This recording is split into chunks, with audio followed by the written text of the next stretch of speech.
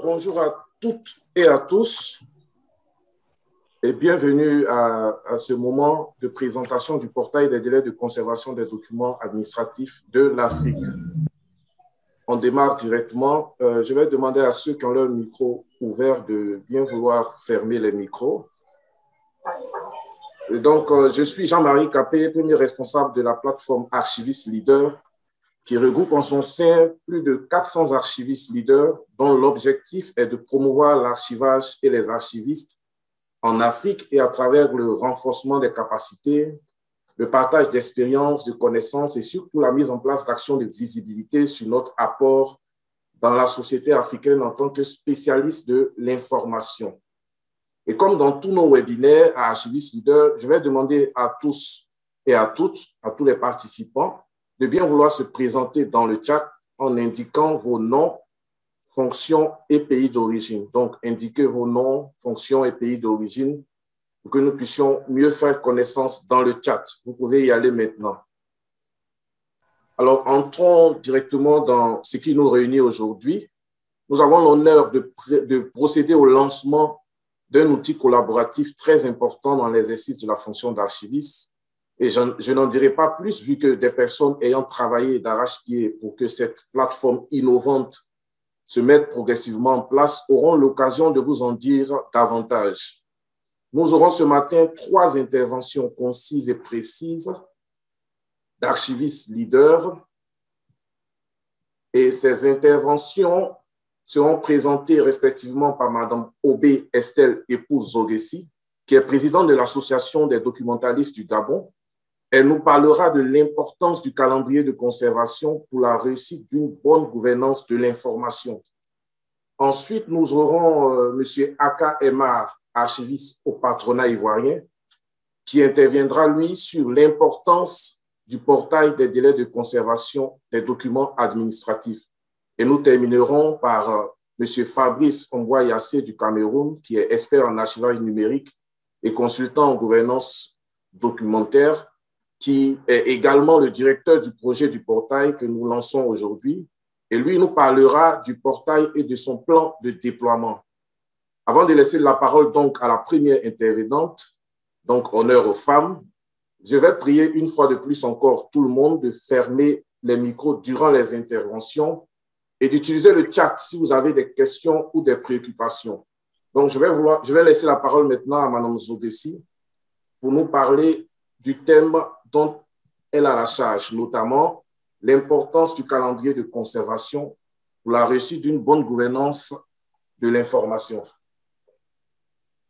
Madame Zogessi. Oui, merci Jean-Marie. Désolée, j'ai quelques petits soucis avec ma vidéo, mais j'espère que vous m'entendez quand même très bien. Hein? On vous entend très bien. OK. Et bonjour à tout le monde. Merci d'être des nôtres ce matin.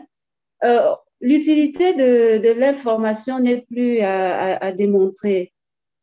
L'information reste la base de toute activité humaine et le document, outil donc de consignation de ces informations, reste la ressource même stratégique indispensable pour la diffusion des savoirs et la conservation de la mémoire administrative. Cependant, force est de constater aujourd'hui que nos administrations africaines, parce que là, on va mettre l'accent sur l'Afrique, les organisations africaines, sont confrontées à un flux considérable d'informations et éprouvent des difficultés à maîtriser toute la masse documentaire dont elles disposent.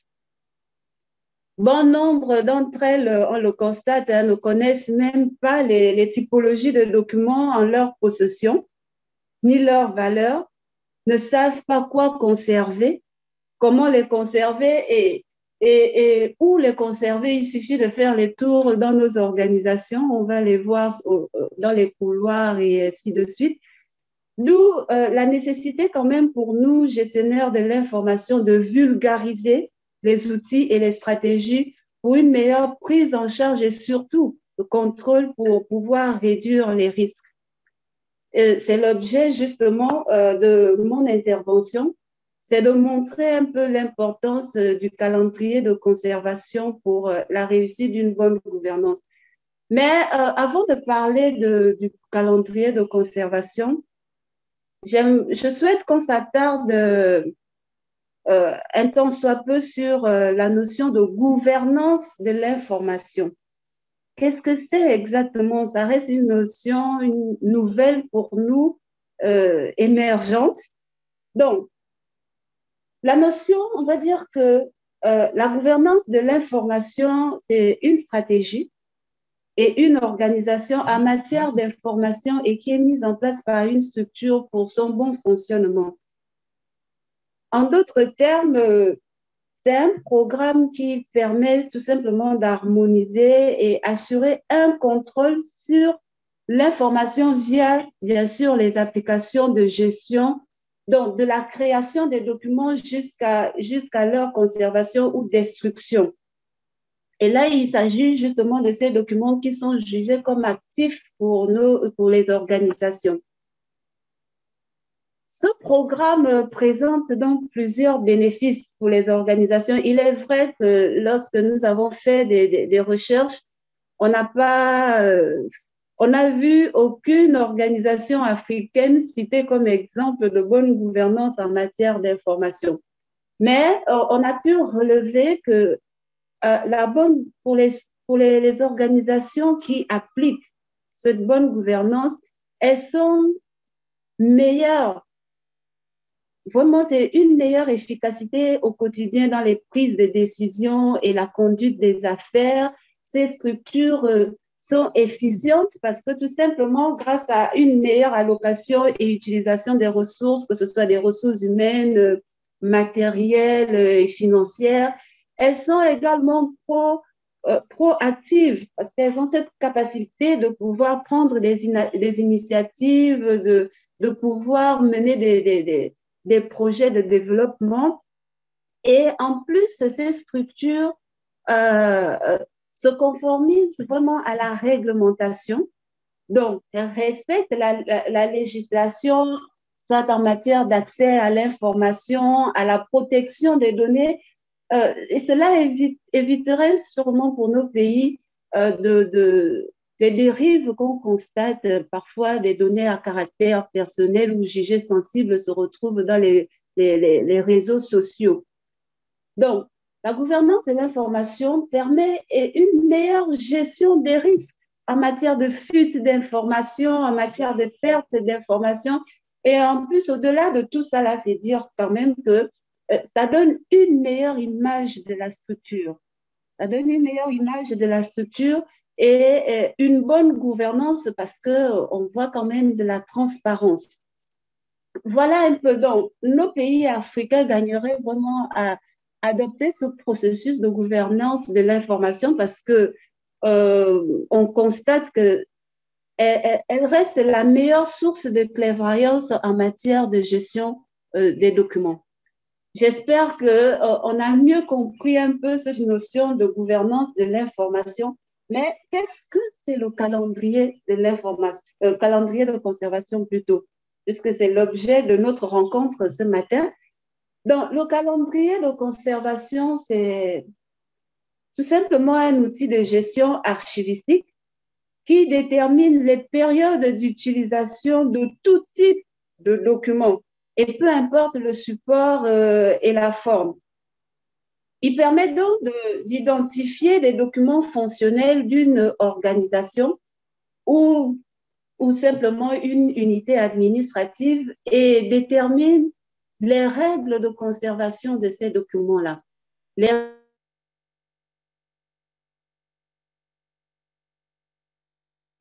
En tant que document actif, puis éventuellement en tant que document intermédiaire en vertu, par exemple, en vertu des prescriptions légales pour les besoins de preuve ou encore pour nécessité de gestion.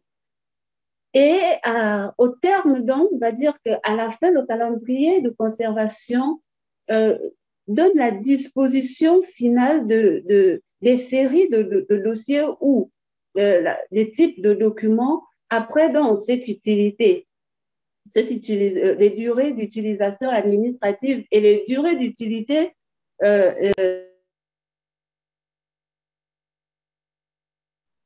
le document va être conservé en totalité ou partiellement, ou le document va faire l'objet de destruction. Si on doit résumer un peu ce que c'est le calendrier de conservation, c'est tout simplement ce document sur lequel on retrouve les délais de conservation des documents dans les bureaux, les délais de conservation des documents dans les services d'archives intermédiaires et également le sort final qui est réservé aux documents, soit le dépôt au service des archives définitives ou la destruction.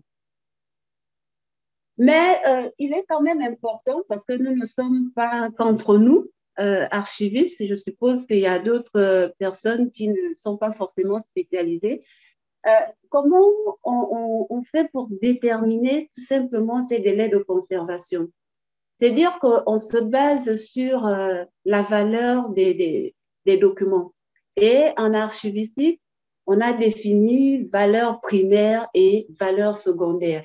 La valeur primaire, elle tient compte des documents actifs et semi-actifs. C'est tout simplement l'utilité du document dans l'administration. Et pour déterminer les délais, on se base sur les valeurs administratives, c'est-à-dire ces documents-là qui définissent la politique et des procédures indispensables au bon fonctionnement d'une organisation. On se base donc sur ces valeurs administratives, on se base sur les valeurs juridiques, qui sont des documents qui définissent les droits et les obligations de l'organisation. Et bien sûr, des personnels qui travaillent dans ces organisations-là et les collaborateurs. On se base également sur les valeurs fiscales et financières. Donc, ces documents qui montrent comment les ressources financières ont été utilisées, qui contrôlent ces ressources financières. Donc, pour déterminer tout simplement l'utilité des documents dans l'administration, on se base sur les valeurs administratives, les valeurs juridiques et valeurs fiscales. S'agissant des valeurs secondaires, il suffira tout simplement de se poser la question de savoir ce document qui a été utilisé dans l'administration, est-ce qu'il peut servir à autre chose? Est-ce que quelqu'un d'autre peut avoir besoin de ce document-là?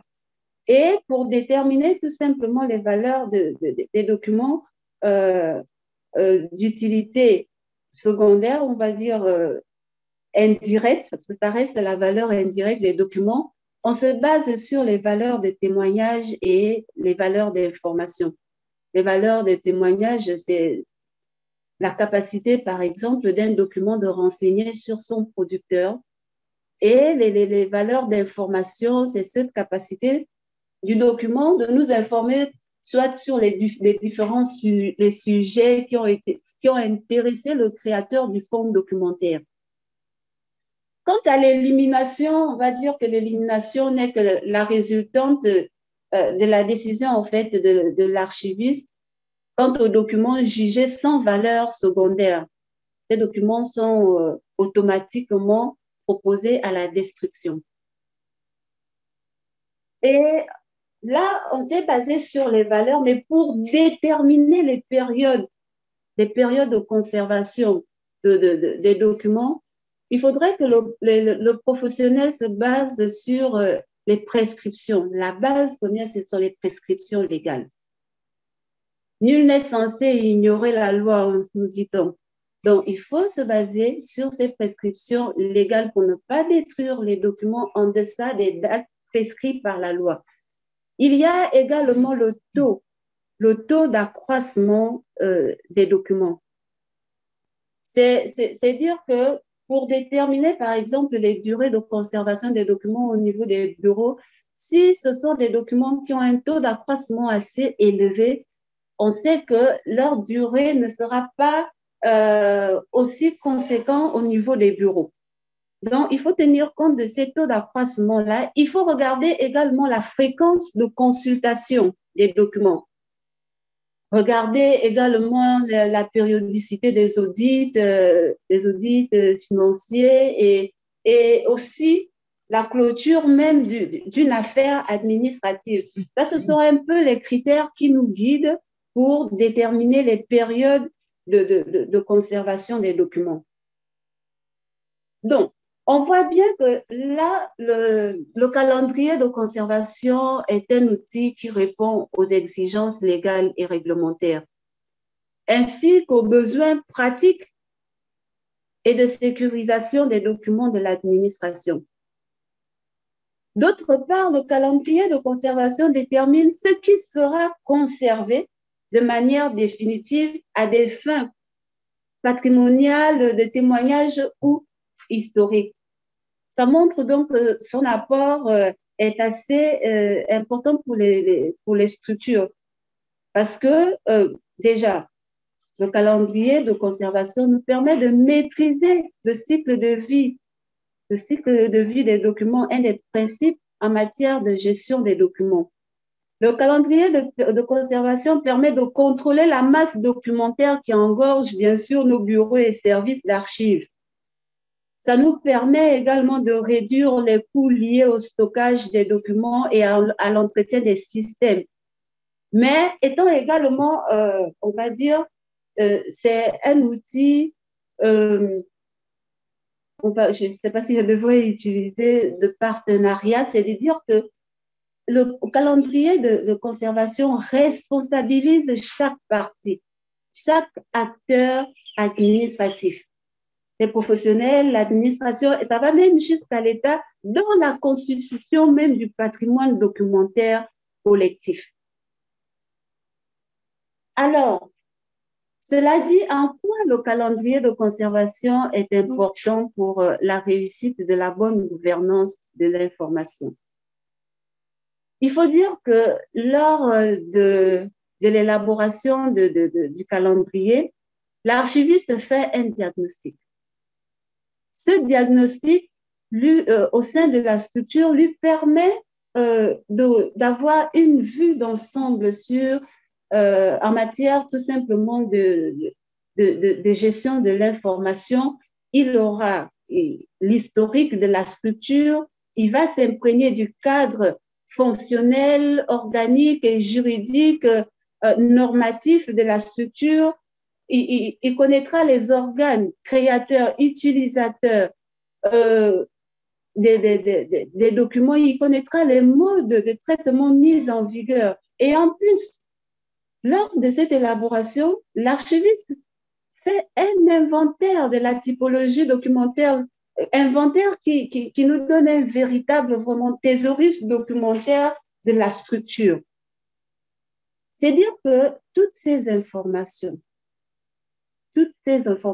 et données recueillies lors de l'élaboration du calendrier de conservation constituent l'arsenal de bonne gouvernance de l'information par excellence. Donc, le calendrier de conservation fait partie des prérequis à la bonne gouvernance de l'information. Ou, je devrais dire bien plus, c'est l'outil essentiel. Il doit donc être considéré comme un porteur d'enjeux fondamental pour la bonne gouvernance de l'information de chaque structure. Parce qu'il est déjà au cœur de toute démarche de normalisation des procédures de gestion des documents d'une organisation, grâce à la disposition d'une cartographie globale de la structure en matière d'information.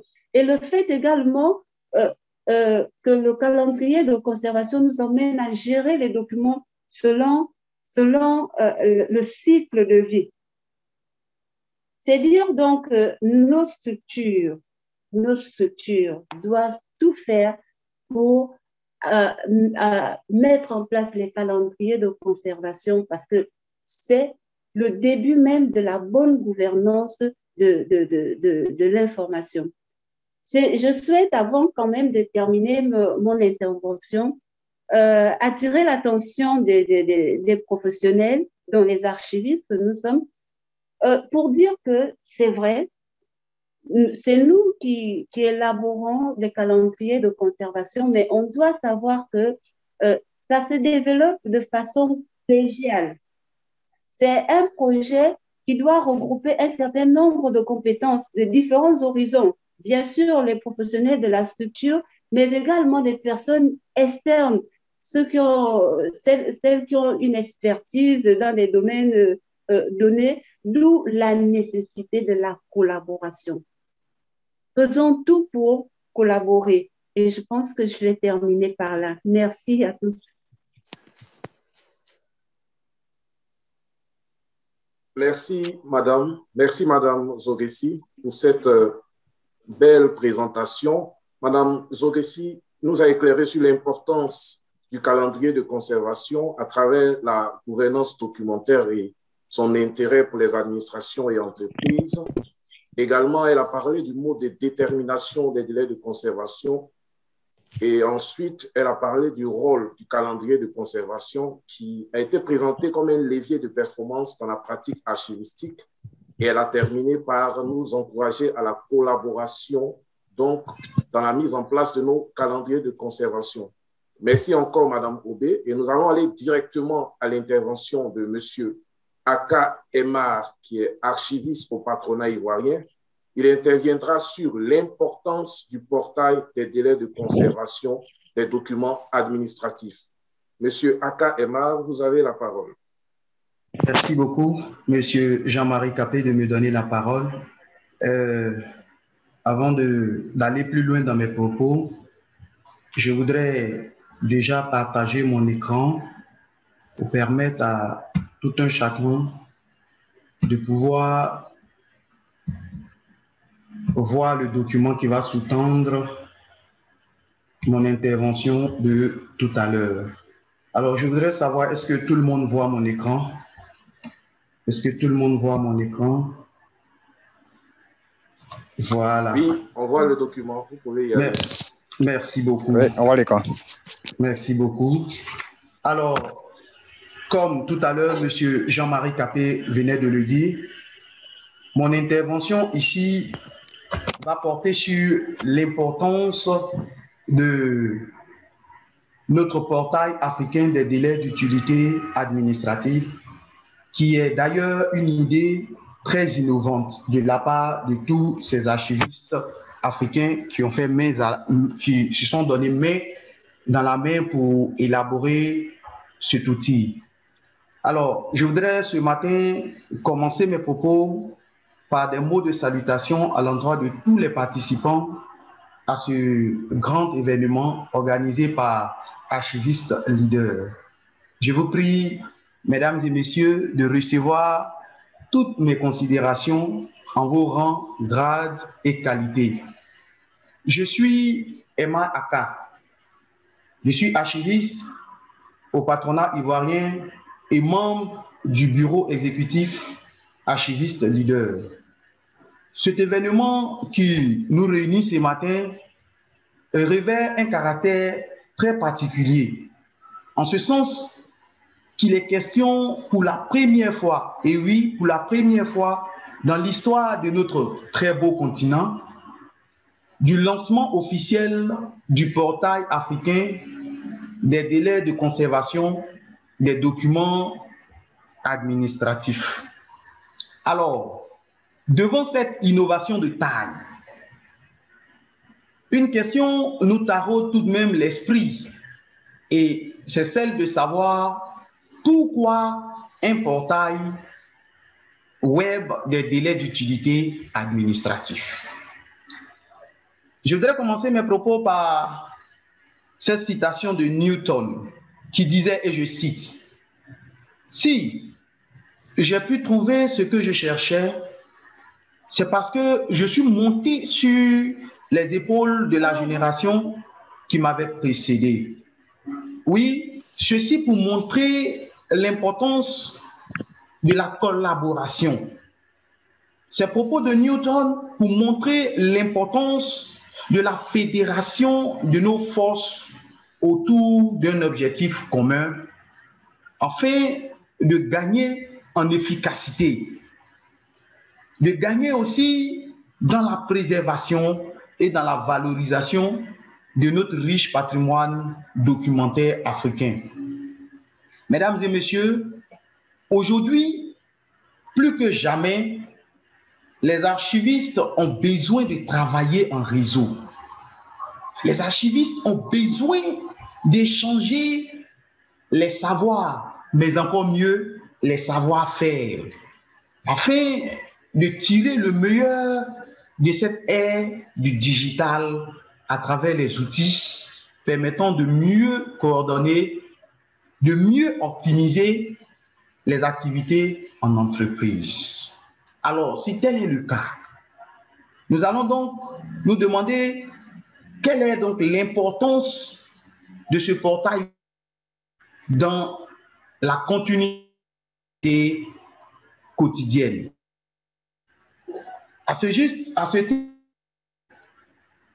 il faut noter que dans la norme ISO 15489, 3 outils sont cités comme essentiels pour permettre ou pour mettre sur pied une politique de record management ou d'archivage managérial, si nous empruntons cette expression du CR2PA, c'est-à-dire le club de l'archivage managérial.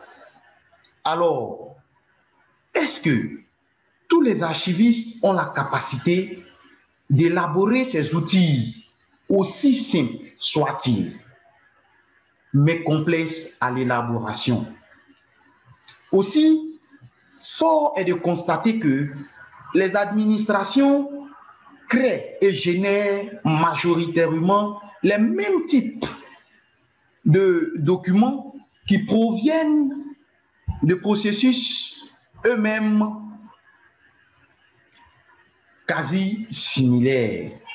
Alors, face à cela, bien souvent, les archivistes passent beaucoup de temps, ah oui, ça il faut le dire, à élaborer des outils déjà existants, parce que développés par d'autres collègues.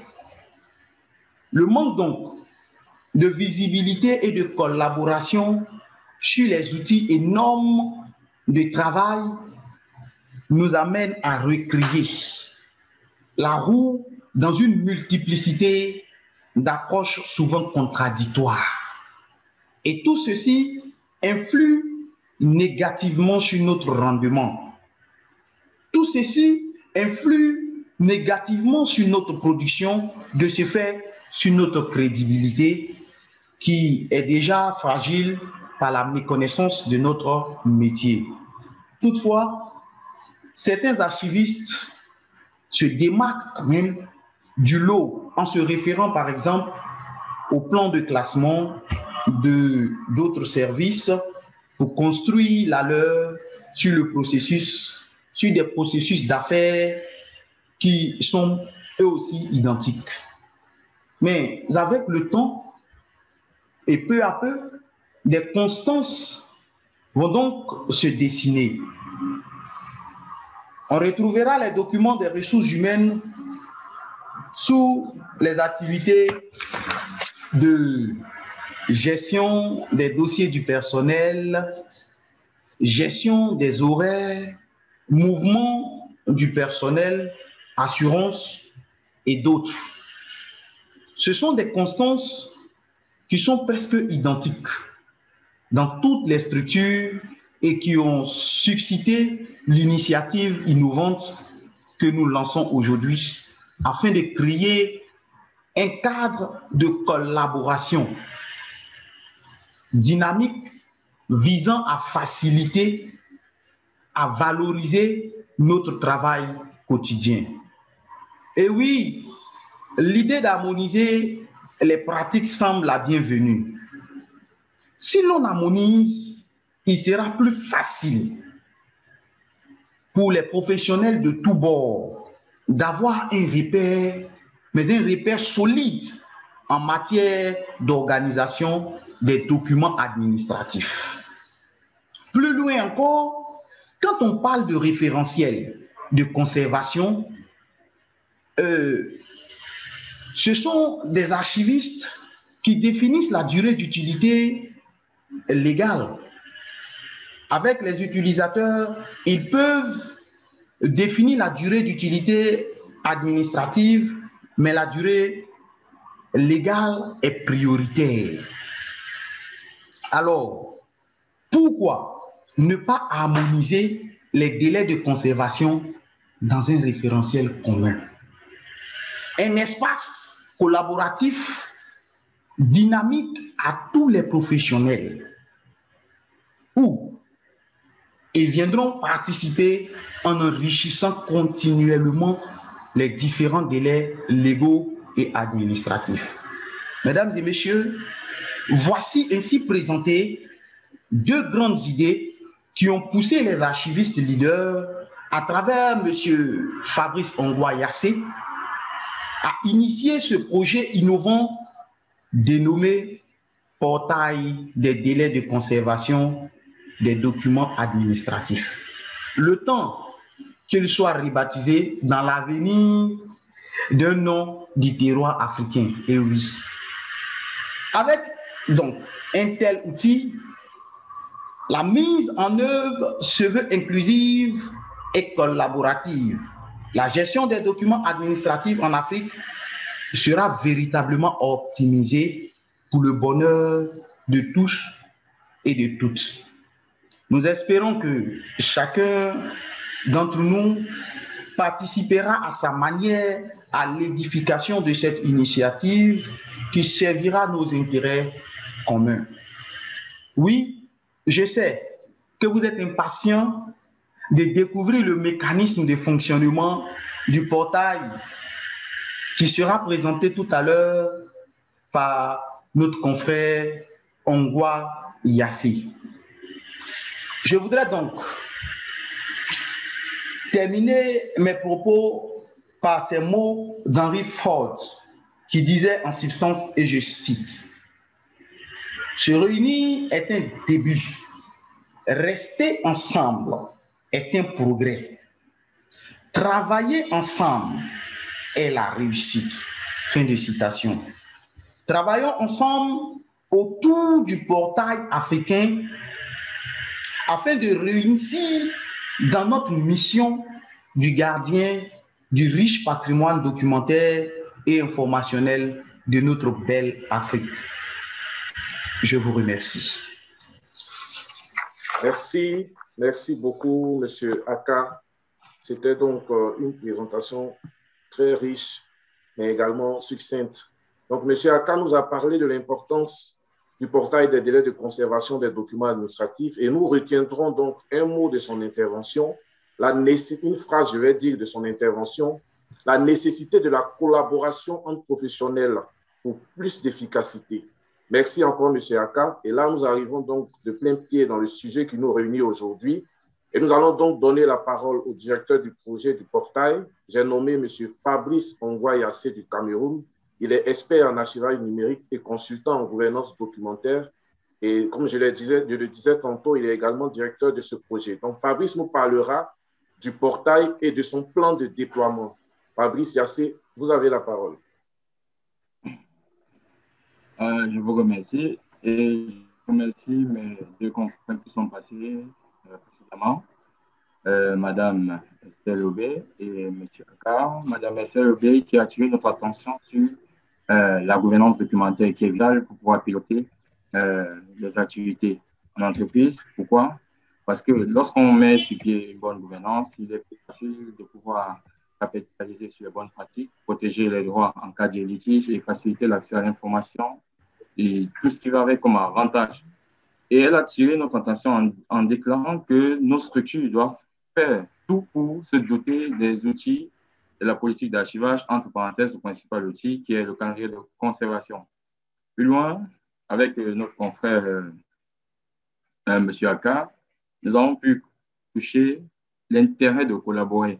Avec moi, nous allons être moins techniques, moins scientifiques, mais plus techniques. Je vais essayer de vous balader dans ce grand projet qui est celui du portail des délais de conservation. OK, je vais d'abord partager mon écran avec vous. Partager.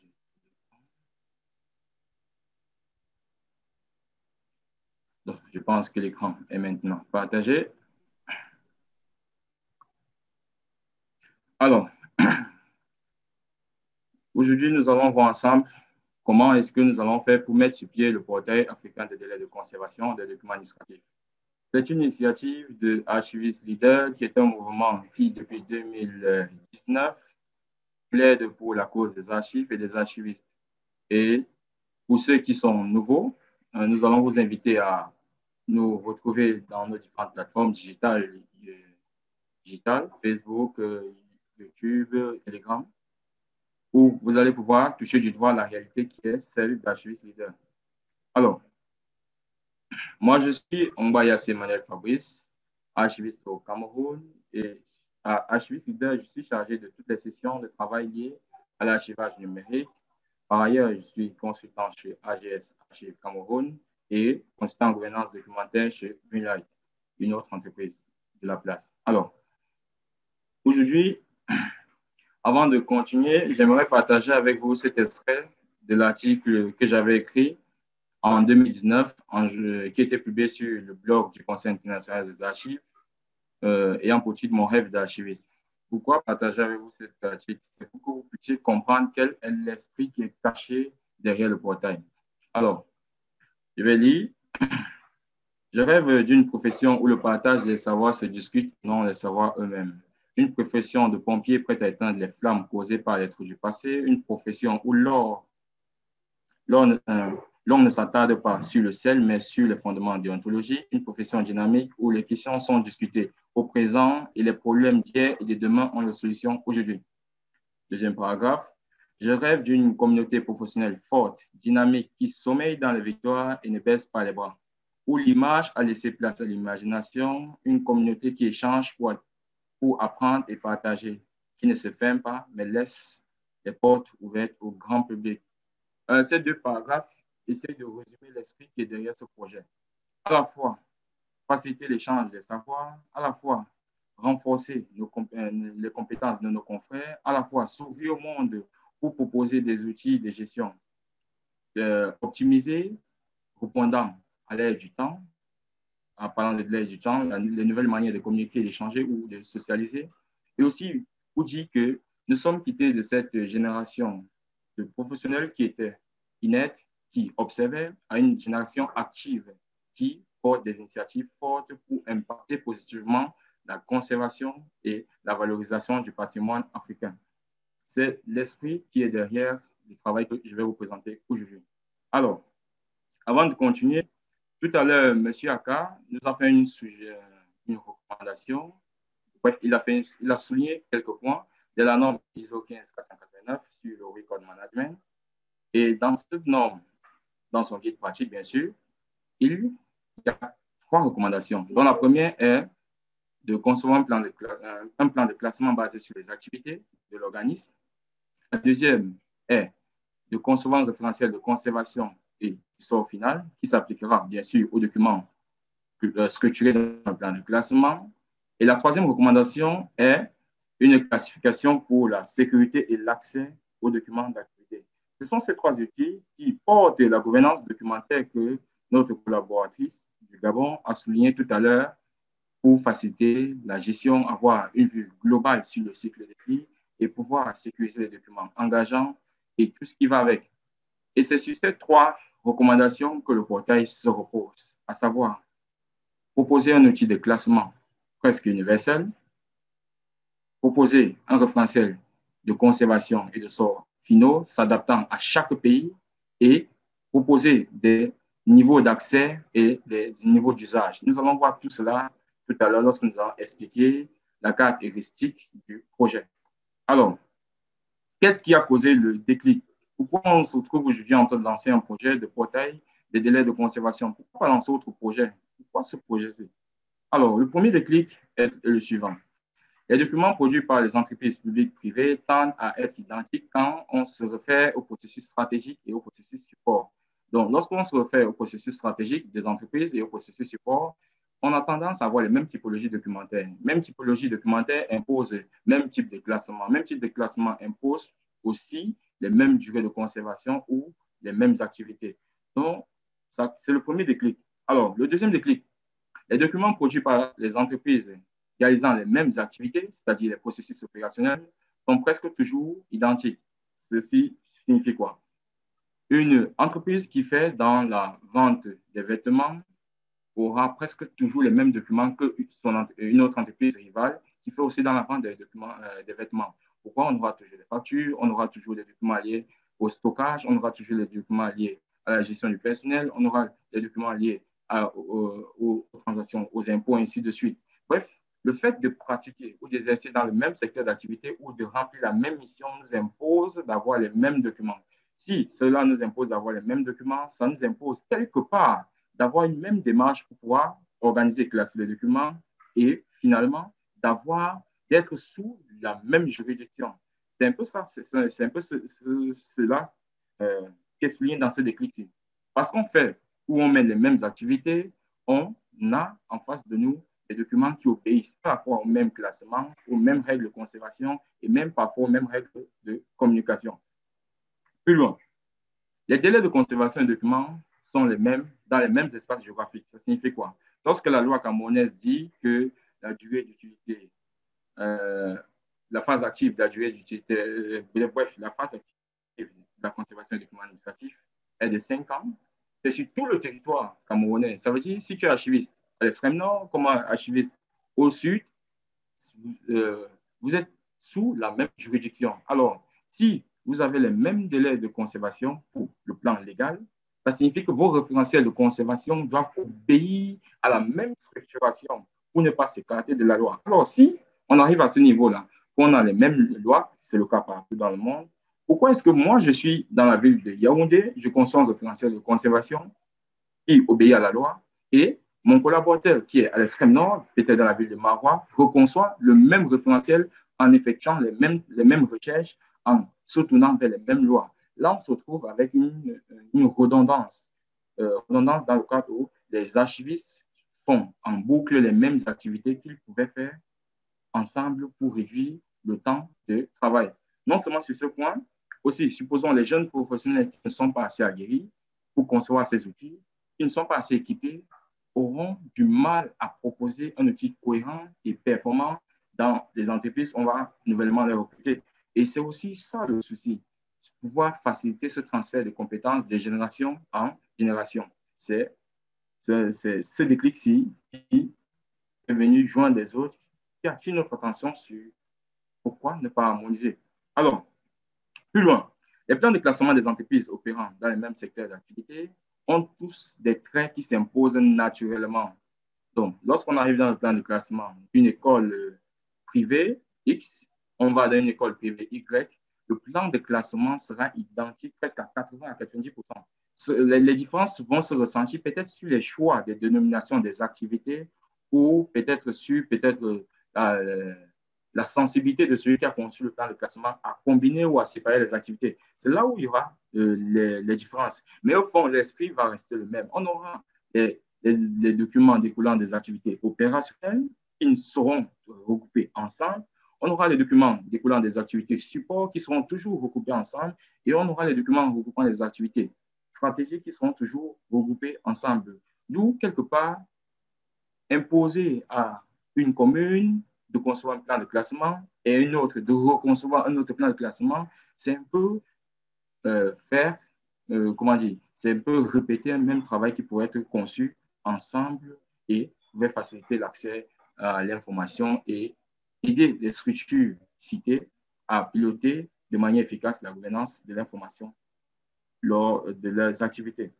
Alors, le dernier déclic, qui n'est pas de moindre, les mêmes activités tendent à imposer les mêmes durées d'utilité administrative. Ça signifie quoi? C'est vrai, nous avons souligné plus haut que les durées d'utilité légale dépendaient de la loi, mais lorsqu'on exerce dans un secteur d'activité particulier, on a tendance à avoir les mêmes délais d'utilité administrative que les autres collaborateurs. Pourquoi? Parce que ce sont les mêmes individus, les mêmes besoins qui sont résolus. Donc, sauf un paramètre externe qui vient changer les habitudes de ceux qui agissent ou qui exercent des transactions avec l'entité, on aura toujours les mêmes tendances. D'où, pourquoi ne pas trouver un terrain d'entente pour pouvoir faire table rase sur ces durées d'utilité administrative qui sont complémentaires aux durées d'utilité légale et nécessaires au pilotage de la gouvernance documentaire en gérant de manière automatique et transparente le cycle de vie des documents. Là, voici ainsi présenté les 5 déclics, c'est-à-dire les éléments clés qui nous ont poussé à remettre en question notre manière de voir, de penser et dire notre continent a des difficultés, il n'y a pas assez de formation dans le domaine des archives, même celles qui sont ne sont pas assez complètes, et il y a du retard, les jeunes professionnels sortent chaque année, il faut anticiper sur les difficultés qui sont déjà les nôtres, anticiper en proposant des outils qui vont vraiment aider la communauté à répondre de manière optimale aux besoins quotidiens. Alors, d'où nous sommes arrivés à cette question principale qui est pourquoi faut-il plusieurs plans de classement et référentiels de conservation pour des documents découlant des mêmes activités? Pourquoi doit-on toujours faire peut-être une dizaine, une centaine de plans de classement pour les mêmes documents qui découlent des mêmes activités qui sont classés généralement dans le même ordre parce qu'on suit le principe de respect de fond? Donc là, c'est la question centrale qui est venue provoquer ce projet. Alors, avant de continuer, il était nécessaire pour nous de nous arrêter et de dire, mais on se lance dans un grand projet qui est compliqué, qui est difficile, qui est nouveau dans notre sphère. Est-ce qu'il n'y a pas eu des initiatives dans la même lancée? Est-ce qu'il n'y a pas eu des personnes qui ont pensé comme nous, peut-être sous un autre angle dans le monde? Oui, nous avons trouvé Marianne Chabin qui a proposé, qui a proposé et qui vulgarise partout en Europe la méthode ACATER, qui est l'archivage par catégorie, ici, qui permet de gérer simplement les documents administratifs en les catégorisant. Et cela permet à la fois d'avoir une classification par activité, une vue globale sur les enjeux liés aux documents, et c'est déjà une initiative qui s'aligne vers ce que nous cherchons. Plus loin, nous avons encore cherché pour dire, mais est-ce qu'elle est la seule? Est-ce qu'il n'y a pas autre chose qui s'aligne dans cette initiative-là? Oui, oui, Michel Robert, je pense ancien directeur des archives nationales au Québec, a écrit un livre sur le schéma de classification hiérarchique des documents administratifs qui s'inscrit aussi dans la même lancée que la méthode ACATER qui vient donner les grandes lignes pour l'organisation de l'information au sein des entreprises en regroupant les documents par activité, mission et fonction. Plus loin, l'un des projets les plus palpables qui s'impose aussi dans le secteur des archives, qui est aussi très innovateur, c'est celui du portail des bases de données, des délais de conservation, de Archimac, qui gère à la fois les archives privées et publiques. Ceci dit, nous sommes dit, voilà, nous entrons dans un territoire déjà balisé. Des confrères, des sociétés ou des sociétés ou des groupes de personnes ont déjà pensé à proposer une harmonisation. Donc, si nous venons avec notre approche, forcément, nous allons trouver notre place en proposant un outil qui répond sur mesure, de manière sur mesure, bien sûr, aux enjeux liés à l'organisation de l'information dans notre continent. Alors, la même question revient. Alors, pourquoi ne pas harmoniser les délais de conservation dans un référentiel commun? Pourquoi ne pas harmoniser? Une autre question qui vient compléter ce désir qui a été amplifié par ces 3 projets que nous avons vus tout à l'heure. Alors, ce qu'il faut retenir, c'est que ce projet a pour objectif de créer un portail de délais de conservation des documents administratifs du secteur public et privé de toute l'Afrique. Et ici, nous allons intégrer les pays de manière progressive, vu que les pays qui sont en train d'initier sont le Cameroun, la Côte d'Ivoire, le Bénin, le Burkina Faso, pardon, désolé. Nous allons intégrer dans le déploiement de manière progressive ces pays, de telle manière que dès l'année prochaine, les premières communautés puissent déjà échanger et collaborer sur le portail en vue d'harmoniser pour toujours ces différentes modalités de conservation. Alors, de manière palpable, ici, il s'agit de capitaliser les savoirs et les savoir-faire, mettre en partage les savoirs et les savoir-faire en matière de plan de classement et de référentiel de conservation. Et surtout, d'économiser en temps et en ressources financières. Parce que si on essaie de budgétiser le coût que pour un cabinet qui va venir proposer, on multiplie par le nombre de structures qu'il y a dans chaque pays, on va se retrouver en train de gaspiller des milliards et des millions pour un outil qu'on pouvait faire ensemble sans débourser même une somme supérieure à 1000 francs, donc moins de 2 zéros.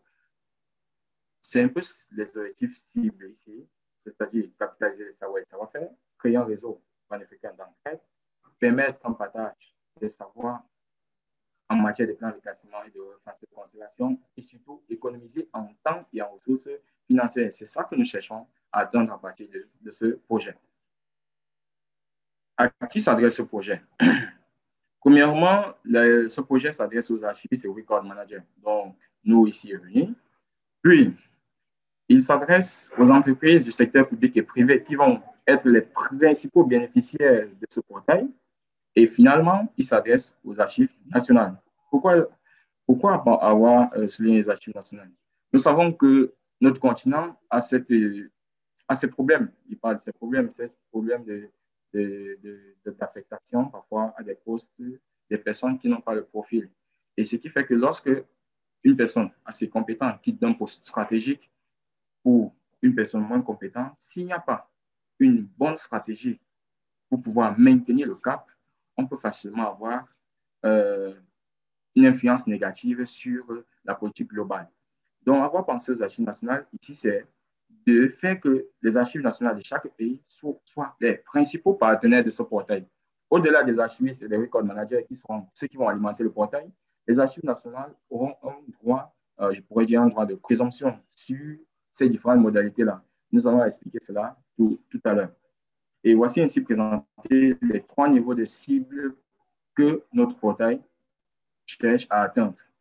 Tout d'abord, nous, les archivistes et record managers, ensuite les entreprises du secteur public et privé qui sont bénéficiaires de l'outil et les archives nationales qui sont garants du patrimoine au niveau de chaque pays. Alors, qui sont les acteurs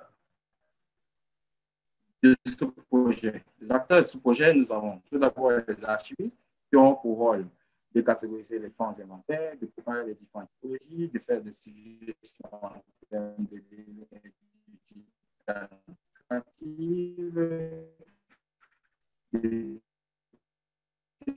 télécharger au sein de la... On a un problème de connexion, Yassine. L'application de version numérique des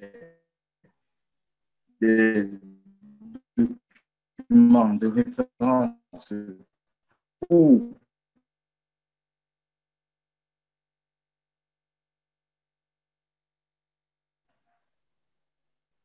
la connexion est rétablie.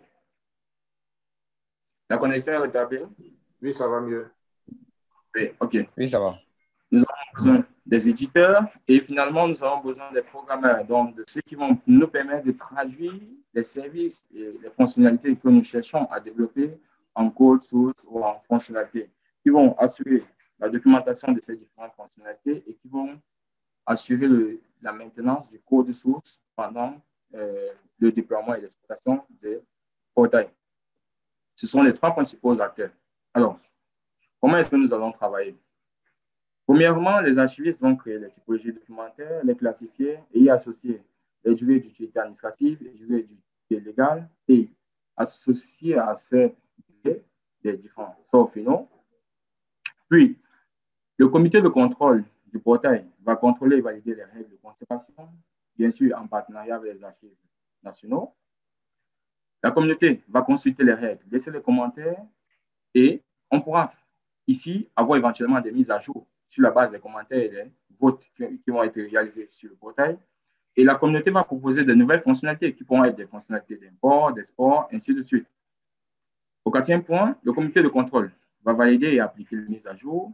Puis, les archives nationales de chaque pays vont valider les délais de conservation et ces derniers vont devenir non modifiables par le comité et sont modifiables uniquement par les archives nationales. Et au final, la cellule informatique chargée du développement va se charger de déployer les fonctionnalités, de corriger les erreurs de code source et assurer le développement continu des fonctionnalités qui vont être nouvelles comme les anciennes.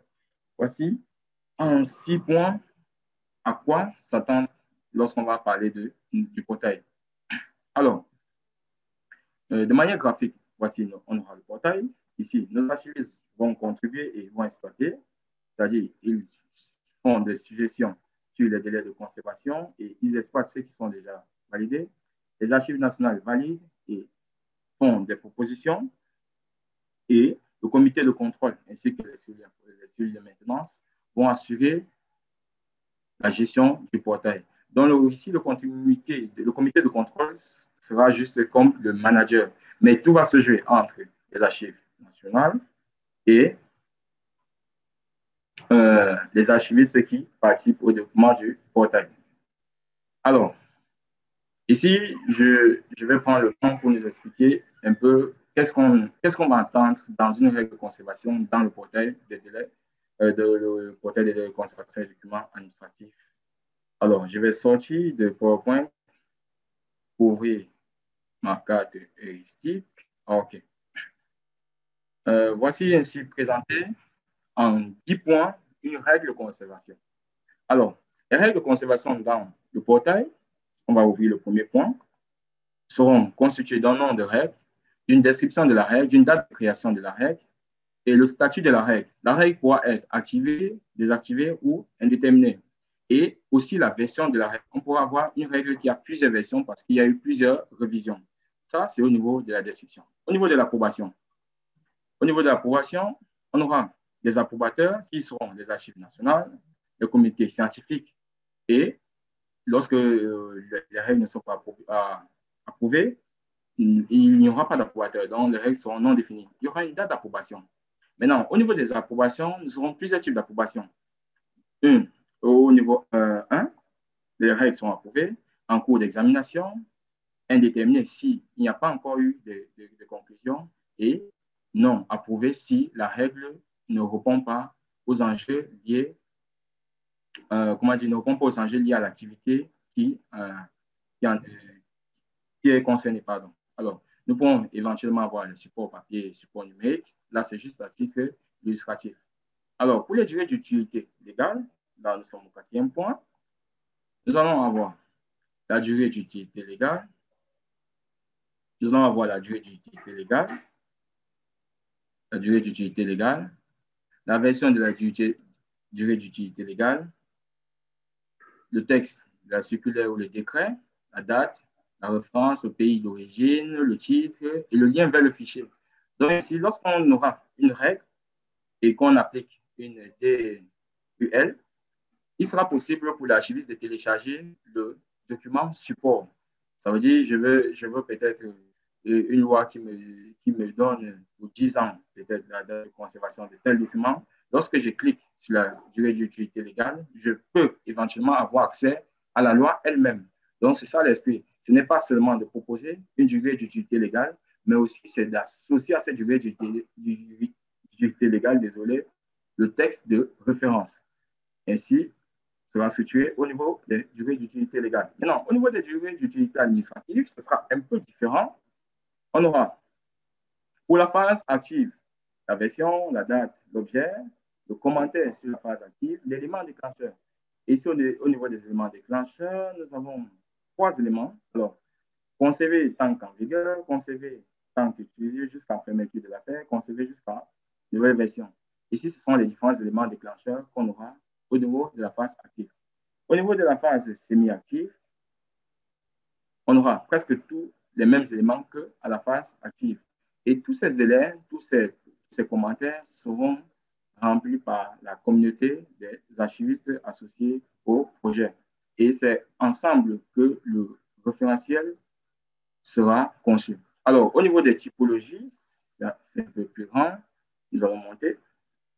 Nous aurons d'abord les typologies liées aux caractéristiques formelles des documents. Le nom, la description, la version certifiée, la copie originale, proposer des délais liés à la nature du document. Est-ce que c'est une copie? Si c'est une copie, voici le délai. Il faut vérifier qu'il n'y a pas l'original, il y a l'original. S'il y a l'original, voici le nouveau délai. Bref, ici, l'attribution des délais sera vraiment très dynamique et va permettre de pouvoir toucher du doigt toutes les réalités possibles qu'on peut avoir en entreprise.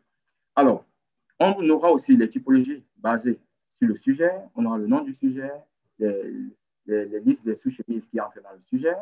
On aura aussi les typologies liées aux affaires ou aux procédures administratives. On aura le nom de la procédure, l'ordre de la typologie, ça peut être chronologique, alphabétique, numérique, systématique. Et on pourra voir les listes des sous-chemises liées à l'affaire ou à la procédure. Et ici, tout sera conçu de telle manière que tout type de document produit en entreprise puisse intégrer le portail sans souci. Donc ici, le fait d'avoir ouvert dans chaque point plusieurs fenêtres, c'est de permettre qu'il y ait plus d'éventualités au niveau de la conception des règles de conservation et d'aller plus en profondeur. Alors, au niveau maintenant de la communicabilité, ici, pour l'instant, nous avons 6 niveaux de communicabilité. Alors, à tous, à l'unité administrative ou le bureau concerné, au service qui produit, à un groupe désigné qui peuvent être définis, à une fonction désignée ou indéterminée.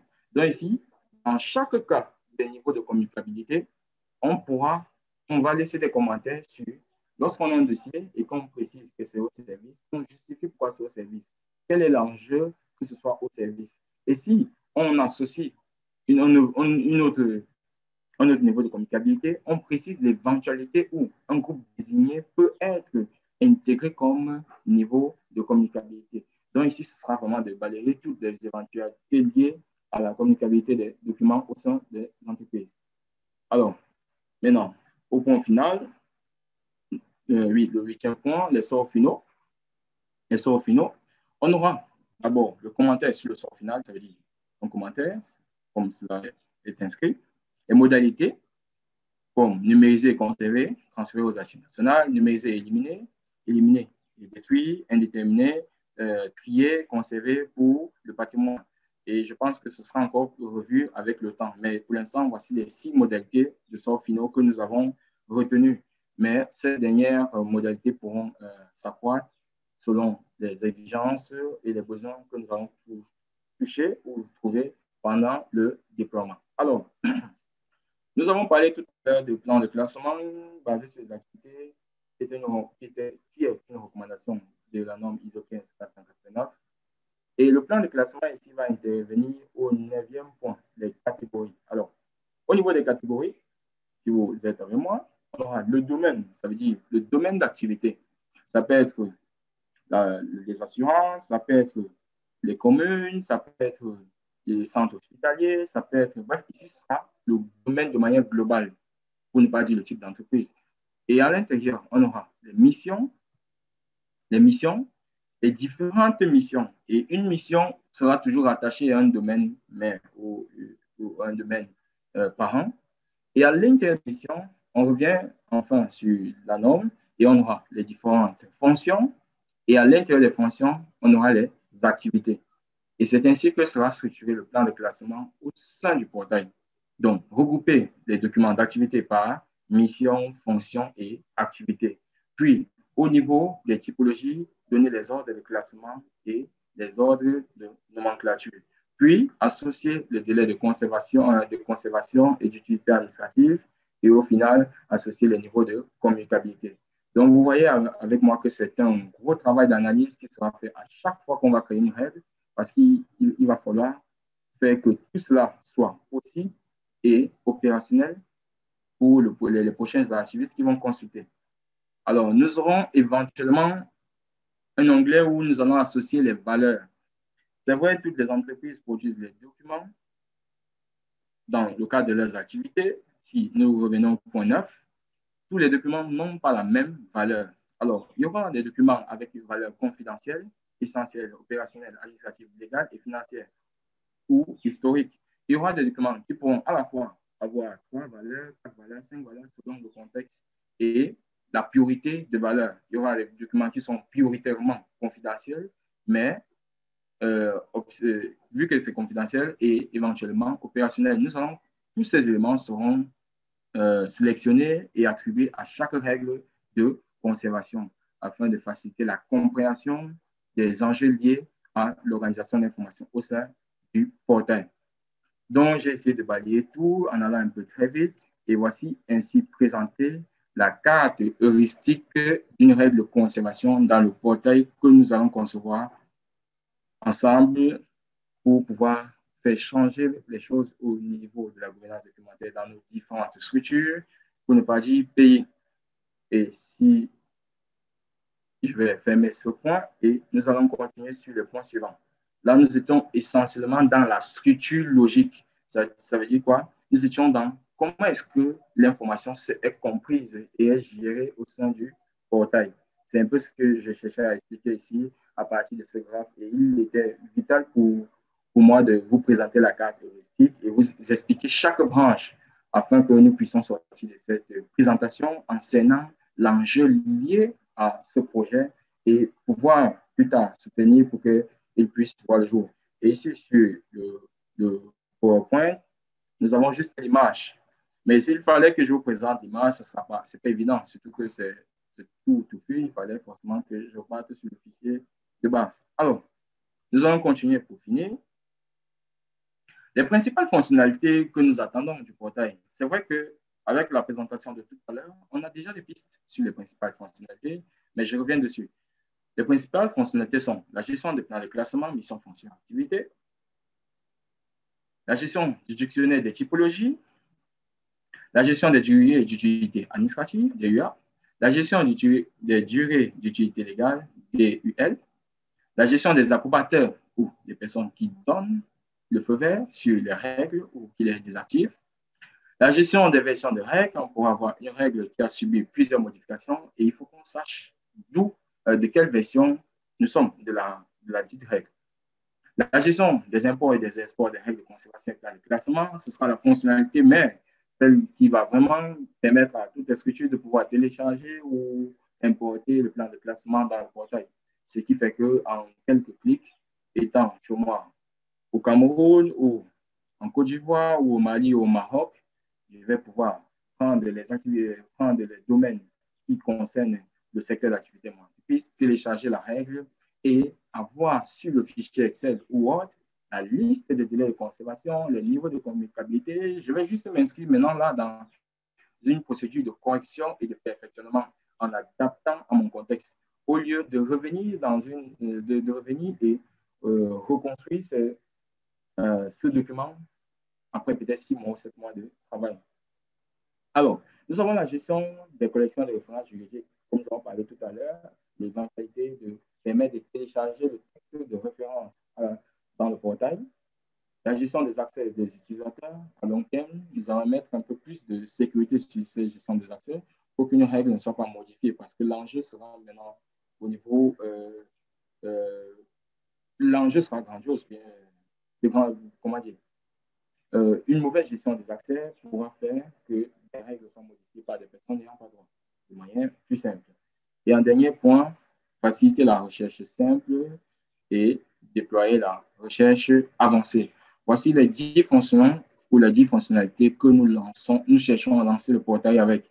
Et nous pensons qu'il y aura d'autres fonctionnalités qui vont venir par faire le travail, mais de manière globale, voici ainsi présentées les principales fonctionnalités de ce portail qui va changer sûrement dans un avenir proche la manière de percevoir le cycle de vie des documents en entreprise, partout en Afrique. Et peut-être même dans le monde, si d'autres communautés de professionnels veulent s'inspirer du projet pour implémenter cela dans les différents pays. Alors, la maquette. Oui, il fallait penser à une maquette, il fallait penser à une vue de l'esprit de ce qu'on veut faire. Peut-être à la fin du projet, on n'aura pas la maquette de manière stricte, mais on peut déjà voir l'esprit de ce qu'on veut à la fin de ce projet. Alors, pour cela, j'ai conçu une maquette, c'est vrai qu'il ne reporte pas toutes les fonctionnalités citées tout à l'heure, mais qui donne juste une vue de l'esprit de ce qu'on veut. Là, ici, nous avons le portail. Ici, un usager administrateur est connecté.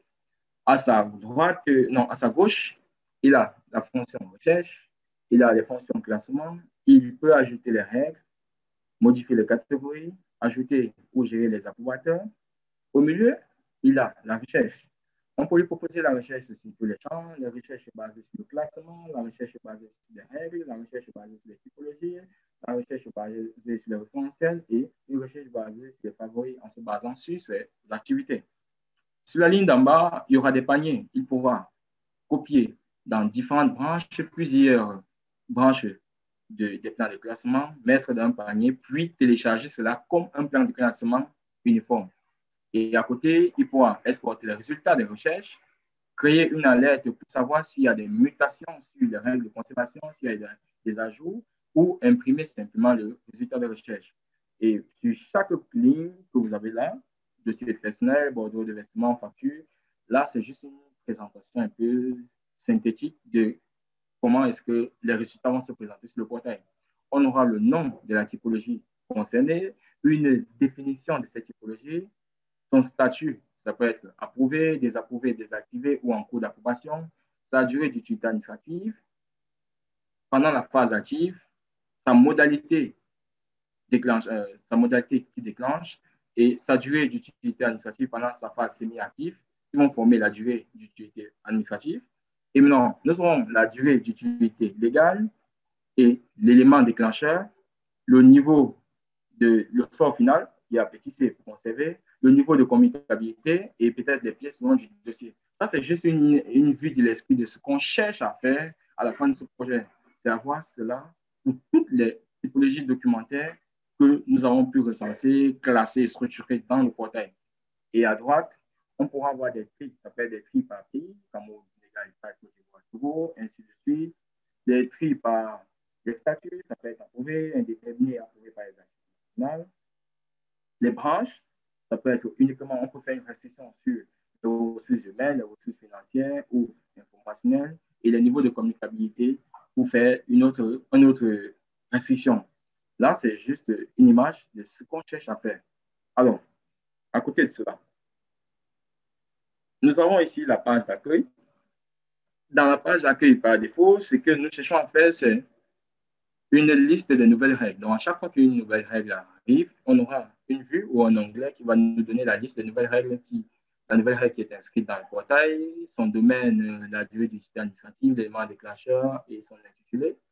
Puis, la liste des règles nouvellement approuvées, maintenant, en soulignant qui a approuvé, on aura AN Cameroun, Archives nationales Cameroun, AN Gabon, AN Tchad, AN Sénégal.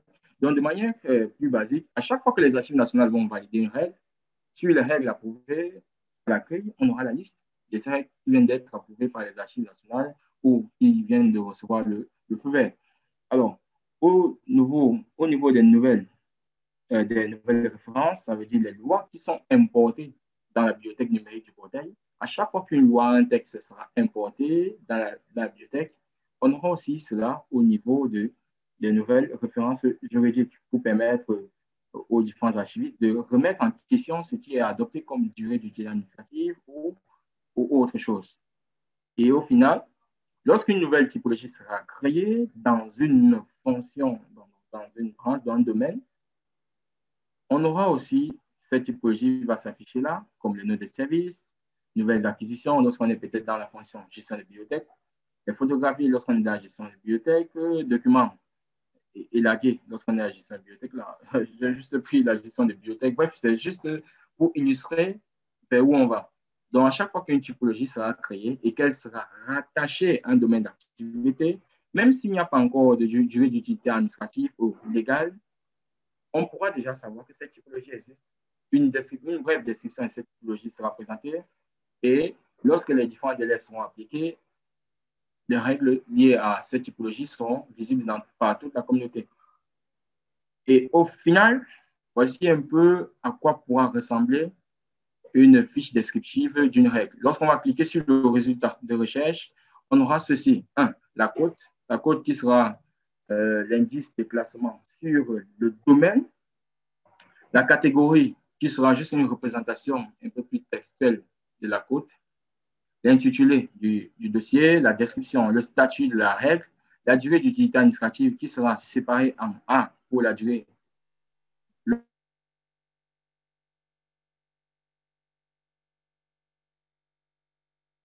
phase active, avec une précision sur l'élément déclencheur, la durée d'utilité légale, avec une... J'ai des problèmes de connexion. Vraiment désolé, j'ai vraiment des problèmes de connexion. Alors, le sort final appliqué au document, le niveau de communicabilité, les pièces jointes, si nous sommes à un niveau de... nous sommes dans un dossier comme c'est le cas, on aura peut-être les pièces jointes qui peuvent éventuellement avoir aussi des documents ayant d'autres délais.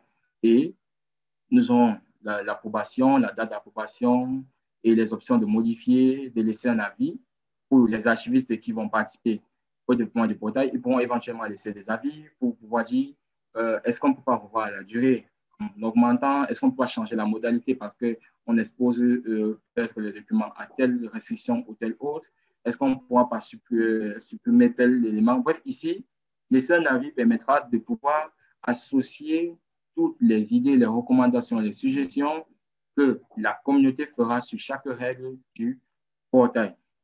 Je pense que c'est la dernière fenêtre. Oui.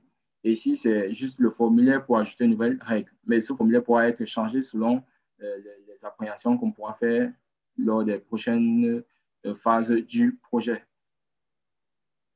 Maintenant, le comité de pilotage, comment est-ce que le projet est porté, comment est-ce qu'il est animé, qui participe, et nous allons le voir cela tout à l'heure.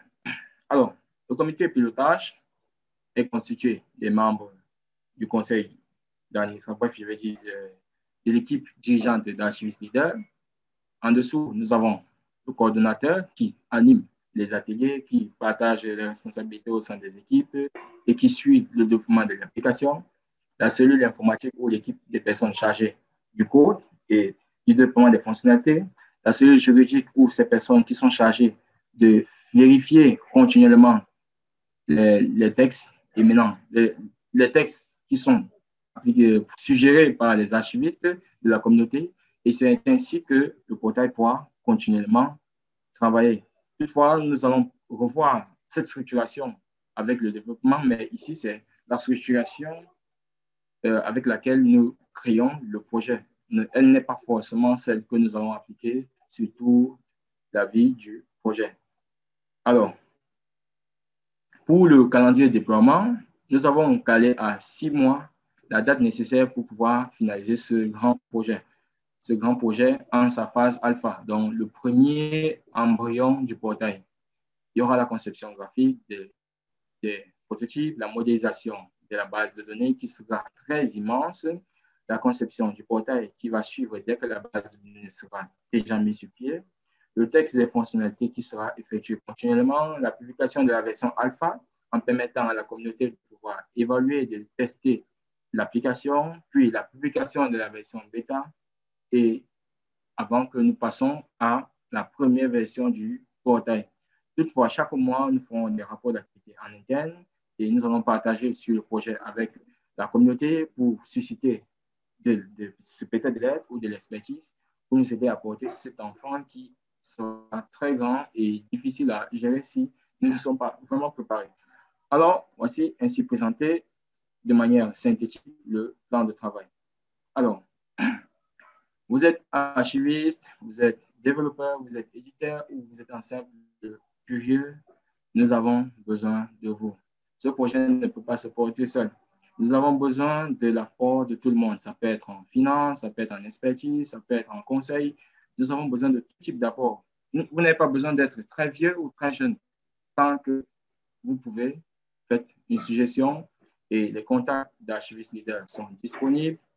Vous pouvez nous apporter en valorisant le portail au sein de votre communauté, en partageant avec les collègues sur ce portail, en faisant des contributions sur les documents qui sont sur le portail, en faisant des dons en finance ou en matériel informatique et autres.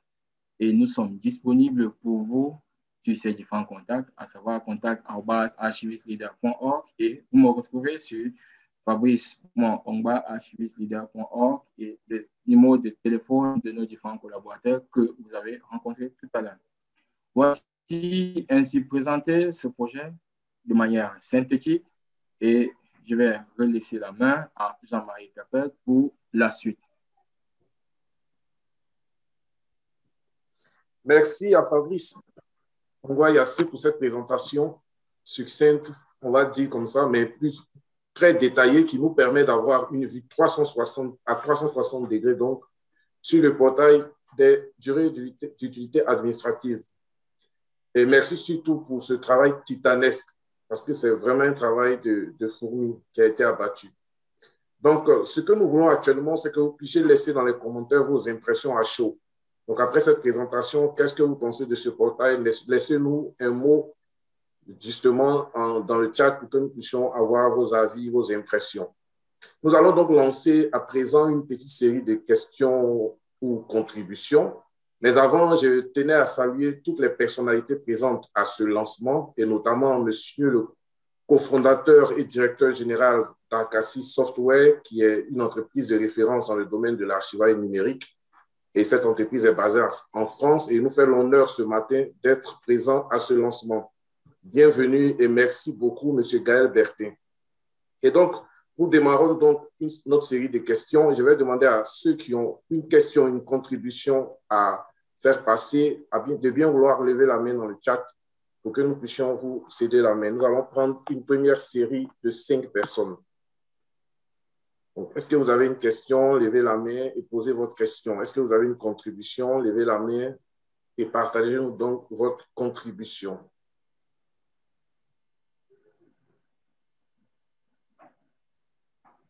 Allez-y, il n'y a personne qui a une contribution. Archiviste leader, il n'y a personne qui a une question. Tout a été bien compris. Vous êtes prêts pour qu'on puisse lancer ce projet très important pour notre continent? Je sais que les archivistes ont vraiment un challenge par rapport à ces questions de calendrier de conservation. Nous, on a pratiqué le métier et on voit cela constamment dans l'entreprise. Vous changez d'entreprise, vous recommencez tout. Vous voulez faire une discussion des documents. Là, vous avez des difficultés à trouver les règles qu'il faut appliquer, à trouver les évidences qui vous permettent de décider du sort final d'un document. Et tout ça, nous pensons que ça va être traité. Ça va être traité par ce portail. Ça va nous permettre de pouvoir aller rapidement et sereinement avancer dans nos différentes activités. Est-ce que quelqu'un peut lever la main pour une question? S'il n'y a pas de questions et observations, c'est que tout est bien. Qui ne dit rien consent. Monsieur Gaël Bertin, est-ce que vous êtes là, Monsieur Gaël Bertin? On voudrait quand même entendre vos impressions sur cette présentation. Oui, je suis là, ouais, pas de souci. Okay. Comme je l'ai mis en commentaire, j'ai trouvé la présentation, je trouve le projet est à la fois très professionnel, très ambitieux et impressionnant, quoi. Et vous avez raison. En France et en Europe, c'est pareil. Ce sont des associations qui ont pris la main pour faire en sorte d'activer la collaboration. Comme vous l'avez très, très bien expliqué, l'important, c'est de partager les meilleurs usages, partager les usages et collaborer, quoi. Voilà, donc vous êtes sur la bonne voie et je suis très content que l'Afrique se prenne en main comme ça sur une problématique qui, comme ça a été abordé en début, la gouvernance de la formation, quand on voit les groupes américains nous voler nos données personnelles en permanence, elle est décisive, quoi. Et elle relève même de la sécurité nationale. Donc vous avez raison. Vous avez raison et vous êtes sur la bonne voie. Et alors, je pense que nous, en tant qu'éditeurs français, européens, on pourra peut-être vous aider sur… nous, on est spécialistes de l'archivage électronique. Hein. On a des grands clients français comme EDF. On pourra peut-être vous aider sur la partie, la problématique des formats électroniques, en fait. Parce que en fait, le format papier est une chose. Le format électronique, vous en avez des dizaines. Et notamment, quand vous parlez politique de préservation, le problème, c'est d'être sûr de pouvoir relire un format électronique dans 5, dans 10 ans. On a des clients, voilà, donc là-dessus, il y a énormément de travail à faire. Et malheureusement, que ce soit en France ou en Europe, et peut-être aussi en Afrique, cette problématique, elle est complètement… elle est traitée par les anglo-saxons, mais très mal traité par les archives de France, par exemple.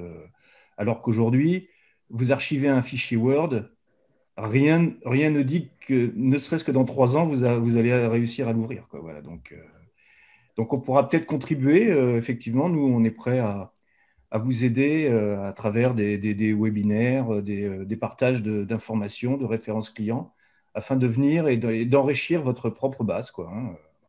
Voilà, non, mais je vous félicite pour cette démarche. Voilà. Okay, merci, M. Gaël, merci beaucoup.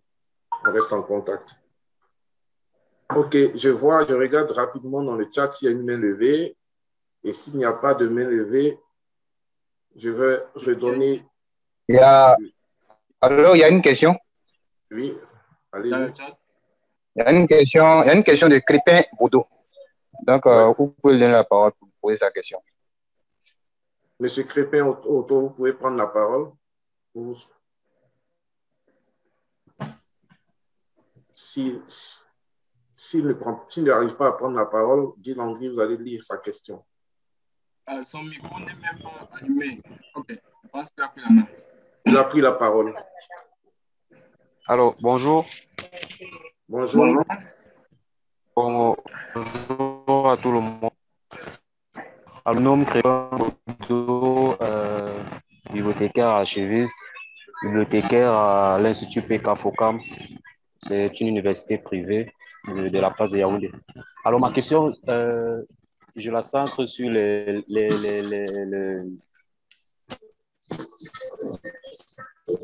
réalités anglaises, en fait.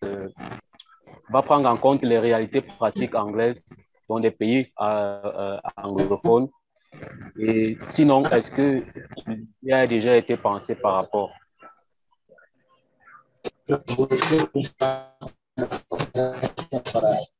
OK, merci. Merci. Merci, M. Crépin. Le micro de qui? Il y a un micro qui est ouvert là. OK. Merci, M. Crépin. Yassé Ongwa. Je pense que la question, c'est de savoir qu'est-ce qui a été prévu pour le monde anglo-saxon. Bon, pour le monde anglo-saxon, c'est vrai, je n'ai pas énoncé au niveau des langues. Le portail sera principalement en 2 langues, donc français et anglais. Et là, je n'ai pas mis l'accent sur la langue parce que on lance le portail en français d'abord, parce que c'est la communauté qui la pense est d'abord majoritairement francophone.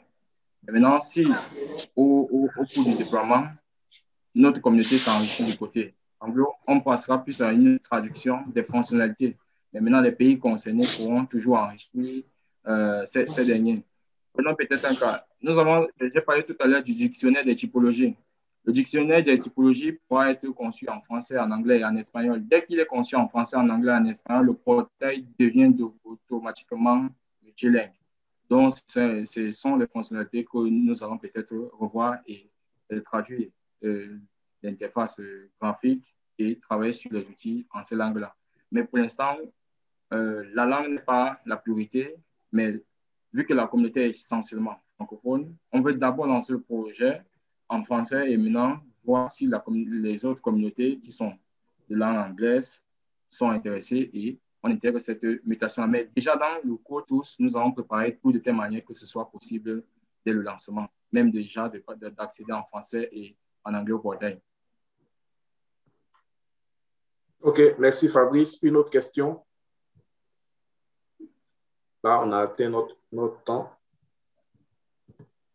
S'il n'y a pas de questions, je vais ramener encore la parole à Fabrice pour son dernier mot avant de conclure.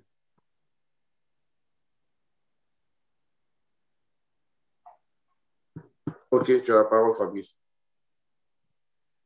Bon, je vais essayer de clore cette présentation en disant que ce projet est un très grand projet. Très grand, pourquoi? Il demande beaucoup de ressources. Quand on parle de ressources, c'est de temps et de travail. Et au niveau du calendrier de déploiement, j'ai pris cela en compte en reculant sur 6 à 7 mois la phase alpha, qui sera le premier projet. Mais maintenant, ce que je peux demander à toute la communauté, c'est aussi de s'intéresser aux différents projets.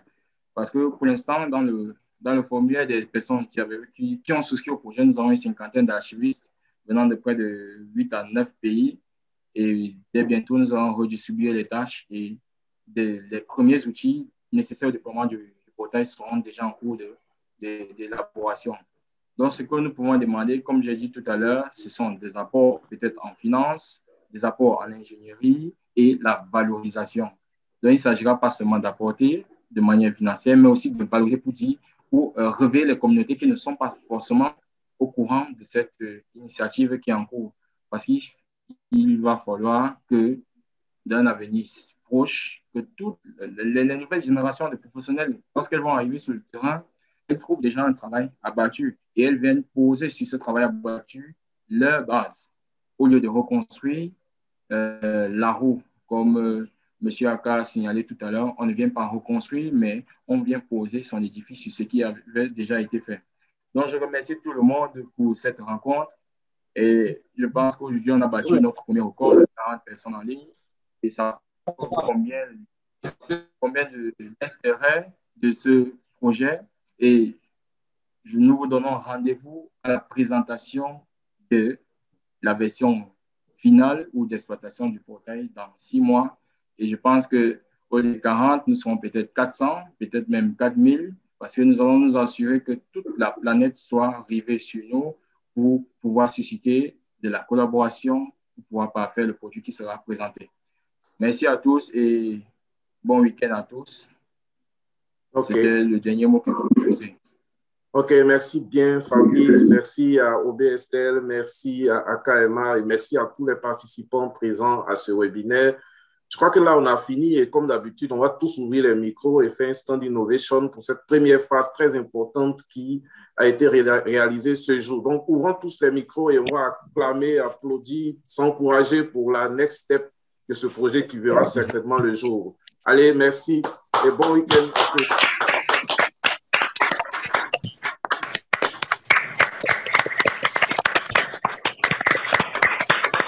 Merci aux activistes de Fabrice. Félicitations. Merci à tous. Merci beaucoup.